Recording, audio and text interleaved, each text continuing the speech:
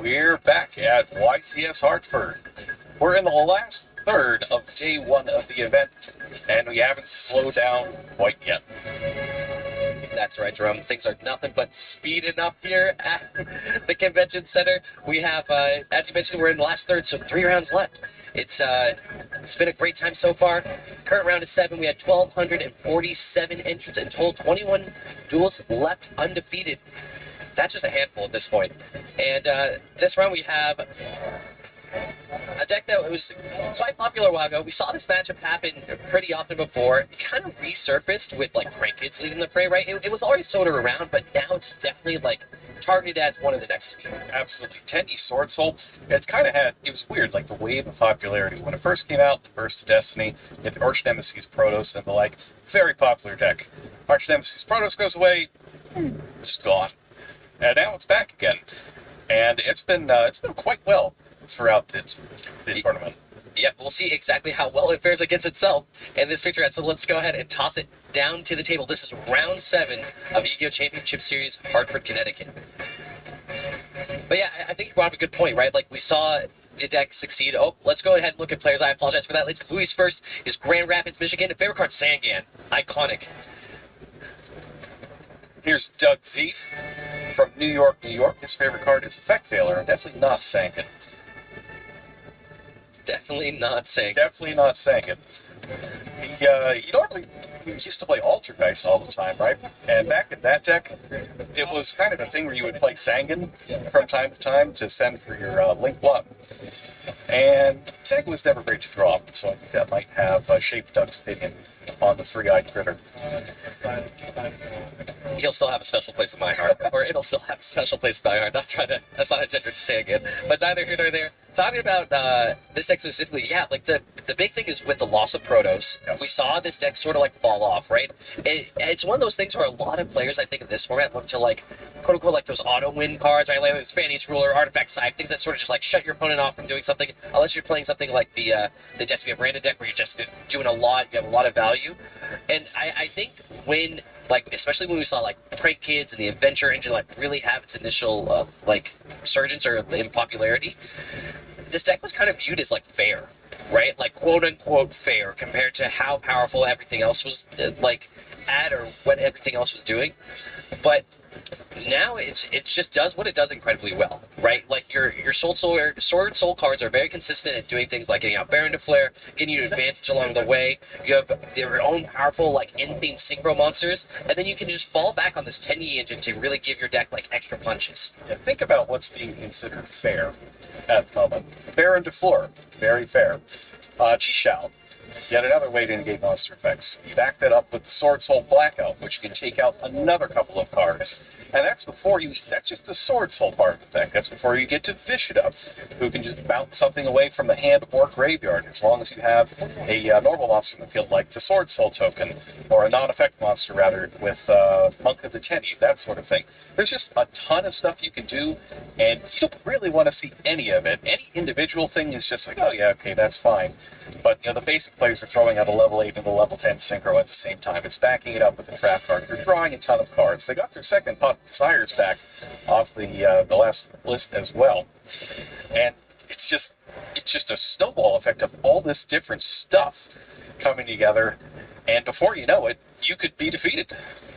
Yep, and we'll see exactly which duelist gets defeated in Game 1 of our Yu-Gi-Oh! Championship Series Round 7. Let's go! And let's see, ooh. Let's see.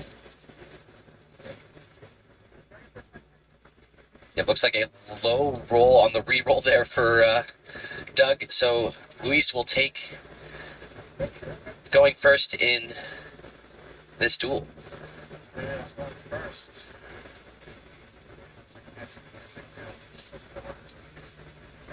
Oh, sorry. Sorry.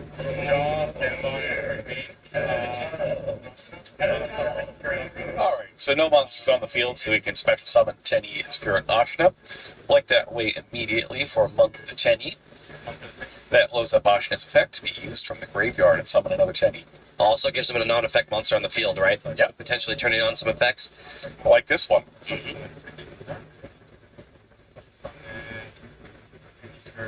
There's a shooter. You want to get that locked and loaded early on.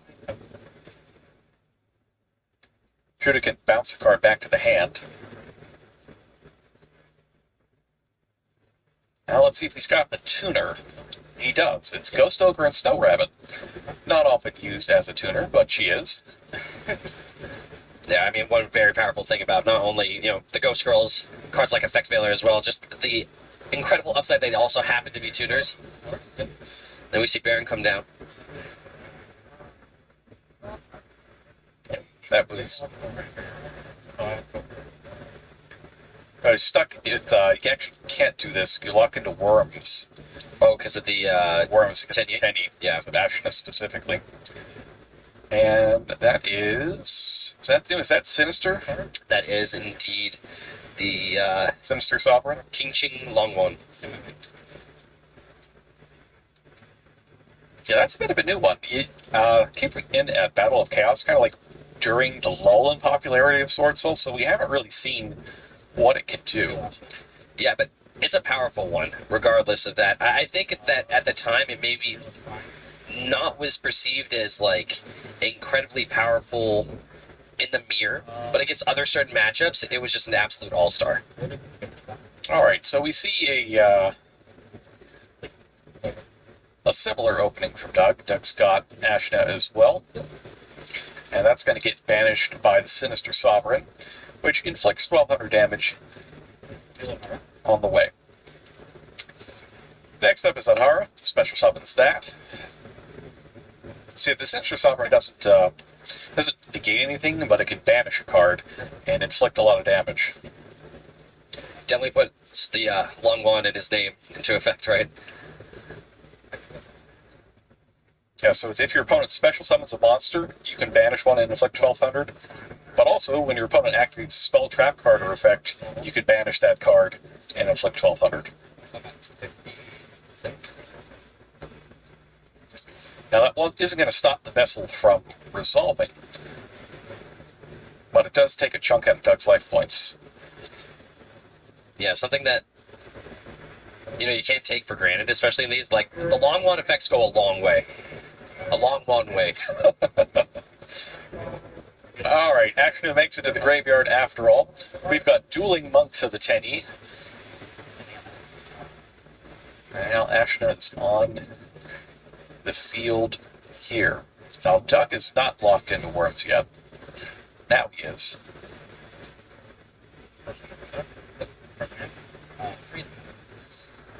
Three cards in hand. So does he have the Blackout? Nope, got Ash Blossom. Ash Blossom is going to... Just to get a negate the Tendy effect. Yes. Yep, and he's going to push through it by using the Shooter to summon a second copy of Monk of the Tendy. It's going to bump that card back. It's not the one-off Blackout. Or if it is, he's not ready to give up one of his monsters. Doug's got Swordsoul Emergence up next. Going to add a Swordsoul to the hand. In this case, it's Swordsoul of Taya. No normal summon yet, so that is still available. Yes. Both effects on the Sinister Sovereign have been played.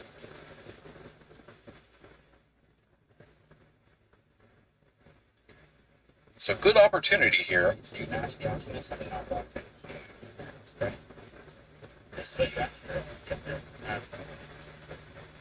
A good point there from Doug.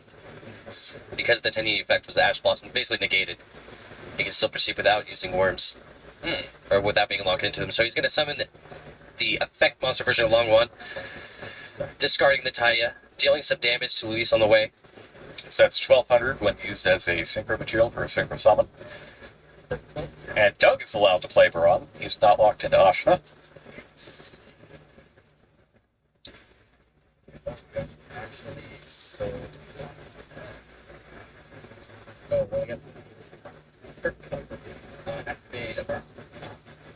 Tara's up next, retrieving a banished Tendy. Picks up Ashna. And now we get the normal summon of Moye. I think for a second there, Doug thought he used his his only normal summon that was going to get him a token, but then realized because of the Tenny effect being able to add back the worm, he was still able to trigger Moye. And there we've got the Chi as well.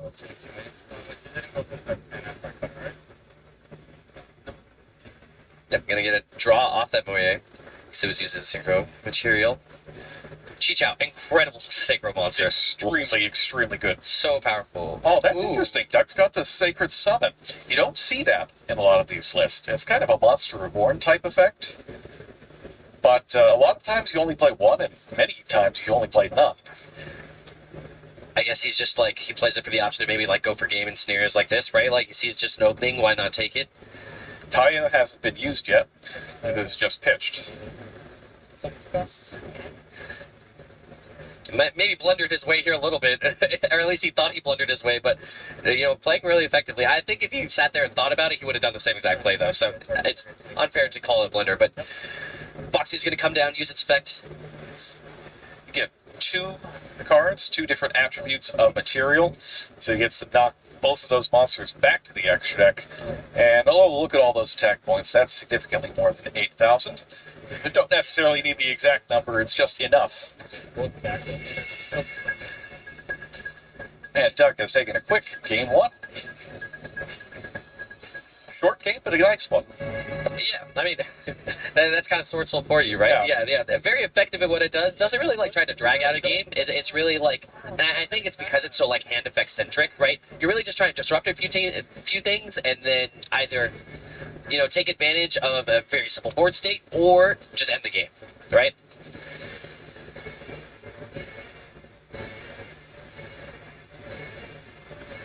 So now duels will have access to their side decks, so we'll see some interesting things. First up, one I can see like Dimensional Barrier, right? We've seen it a lot against like fusion strategies here. Another very powerful one because you can just call out Synchro.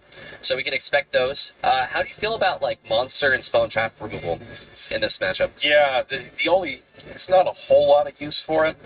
This isn't one of those decks that's going to side in Mystic Mind. Like, you're just not going to see that in Swordsoul. The one thing that you might want to do is have something to try to beat out the blackout before you commit a whole lot of cards to the board. I don't know that's really worth siding in any sort of spell and trap removal. What I'd rather do is get their monster off the field. If they don't have, basically if you don't have two cards to destroy or they don't have a worm to destroy themselves, they can't use the card at all. So I'd be looking for more ways to get rid of monsters than spells and traps. How do you feel about cards like Nibiru? Nibiru? Okay, so Nibiru shouldn't be particularly good against this deck. So many of their lines of play easily get that Baron on the field. Usually, like at the 5th summon, you'll get the 4 in a token, 6 in a token, and then make Baron as your 5th summon. But we saw earlier today in the match with Jesse that his opponent didn't respect the Nibiru and went straight for Sinister Sovereign and got completely blown out as a result. So I think it's really good if and only if it's not respected.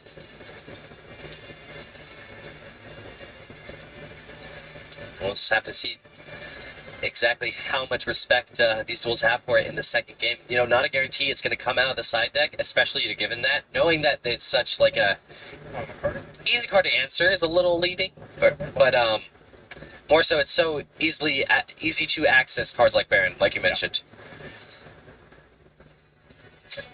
And then here is the second game of our duel. We saw Doug take an impressive game with 1 victory. Luis is going to go first for the second time in a row. He's going to start off with Vishuda, special summoning because he controls no monsters, using it as a link material for Monk of the Tenyi. Ooh.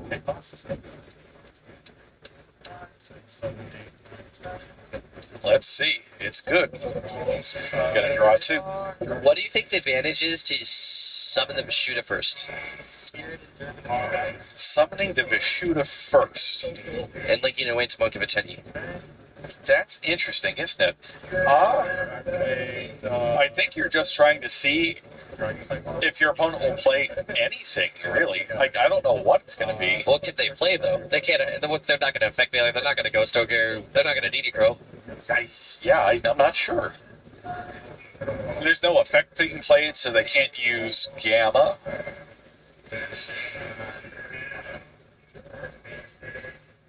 It's nothing that's going to destroy the Tendy, so Sana isn't live here. I don't know.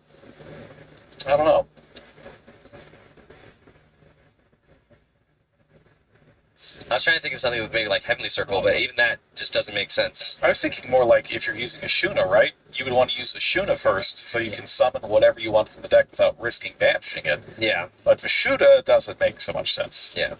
Well, he's got the vessel for the Dragon Cycle there. That could be it then. Unless he got that off of Pot of Desires. Why wouldn't you play it first? Yeah, so he must have gotten it from there. Yeah.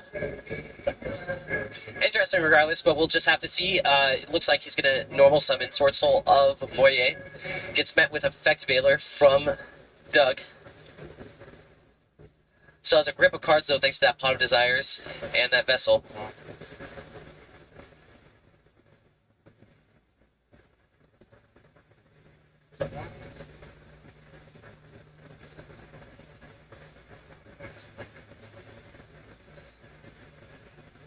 As for a Link 2 here for Shaman of the Tendy. Shaman's a cool card. It reminds me a lot of Zombie Master. Iconic. Iconic, yes. We can tell what era you played. Some people would have said Lumina. All of the eras. I played all the eras. But you're right, it's a very, very cool card. Not only is it cool, like, very cool artwork, a lot of cool things about it, but yeah, it does some interesting things, right? Especially in combination with like what the 10E engine already does, right? It's something that just gives you so much more gas. Ooh. Oh, well, it would if it got to special summon anything. Zombie Master because it's type based, not theme based. Yeah. And that's it. Loose passes with a back row, a shaman, and nothing. Night Beam. Night Beam. Night Beam. Oh, there's something we haven't seen. Talk about in a ways to while. answer Blackout. That's a good one. He only hits infinite impermanence here, but that's not a bad one. There's something thematic about hitting a Blackout with a Night Beam. Right. You know what I mean? Yeah. So Night Beam destroys a set spell or trap, and your opponent can't chain it to that particular card. And Night Beam it fell out of favor pretty quickly because people would start setting two things and they chained the other one first Yeah. and then chained the one you targeted.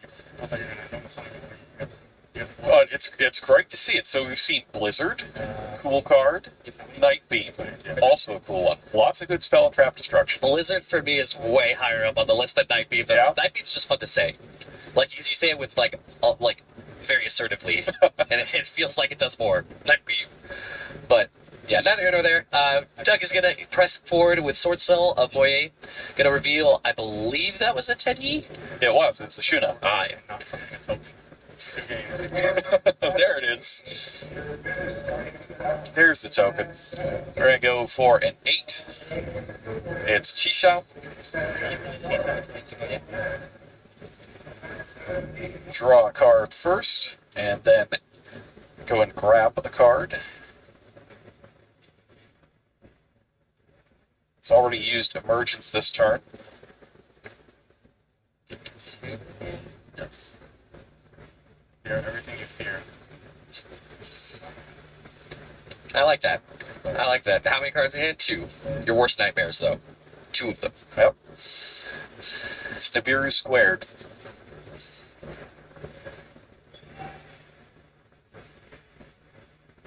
Yeah, this is a really tough situation, though. If Doug can just put enough damage here, just 2 quick wins this way. Go in second. And he went and searched the summon. So I feel like that might be what he's trying to go for. I like the summon in here. I won't play this deck without the one summon.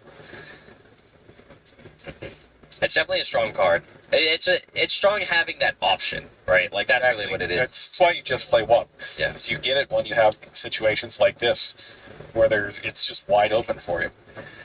Yeah, I think especially, like, it makes a lot of sense for me in the mirror, too, right? But I think the weakness I would have is maybe in certain matchups where I really want these hand effects. If I ever drew Summit rather than, like, maybe, another interruption or disruption card, that's when I think it might be weaker. But regardless, I'm all about options, so. And Doug does go for the Barong, which is the right move in this situation, after kicking Shaman off the field with a shoot-up. What's your 68? 68, This yeah. is 58. 1,000 more will do it, and the Sacred Swordsoul Summit Okay, is there you go. exactly what he needs. Just get that one extra monster. Don't make fun of Night Beam anymore. He's right. No, that was True. Yeah. Night Beam is awesome. Night Beam's a cool one, but there's Mystical Space Knife who could have done a similar job. There's a lot of cards out there. Okay, yeah, but if like it was Like in Swordsoul Blackout, If it was more like an established field or something, yeah. Understood. just in case, if MST can do the job, fine. But for when MST isn't going to do the job, you have Night Beam. I weirdly associate Night Beam with Hieratics. Yes, oh, they were in the same set. Yes, yeah, I think they might have been like played in the same deck. I just remember like scared of like Night Beam into like Technoid guy. But at the end, Doug is our victor. We're gonna toss to a quick break before we get an interview with him. Make sure to stay tuned.